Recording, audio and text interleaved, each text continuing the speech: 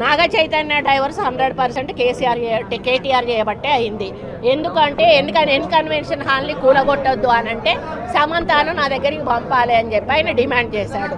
సమంత గారిని వెళ్ళమని చెప్పి నాగార్జున వాళ్ళు ఫోర్స్ చేశారు.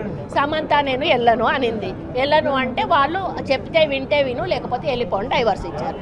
నిన్న కొండా సురేఖ చేసిన కామెంట్స్ ఏవైతే ఉన్నాయో చాలా జుగుప్సాకరంగా ఉన్నాయి. అంటే తను ఒక మంత్రి అని చెప్పుకోవడానికి యావత్ తెలంగాణ ప్రజానికం ప్రతి పౌరుడు కూడా సిగ్గుపడుతున్నాడు. అందులో ఆమె మంచి హోదాలో ఉంది, ఒక మహిళ.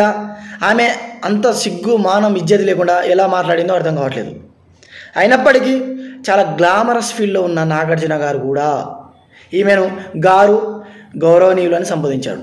ఆ ప్లేస్లో ఒకవేళ ఆర్జీవి ఉండుంటే నిన్నటికి నిన్న ఇమీడియట్గా ప్రెస్ మీట్ పెట్టి కొండా సురేఖ గారు మీరు బీఆర్ఎస్ను ఎందుకు వీడాల్సి వచ్చింది, మీ పాపను కేటీఆర్ రమ్మన్నాడా పక్కలోకి, లేదా మీరు జంపింగ్ జపాంగ్ అయినా కాంగ్రెస్ మీకు మంత్రి పదవి ఎందుకు ఇచ్చింది, రాహుల్ గాంధీ దగ్గరికి లేదా రేవంత్ రెడ్డి దగ్గరికి మీ పాపను ఏమైనా పంపారా అని అడిగితే తల ఎక్కడ పెట్టుకుంటారు సురేఖ గారు?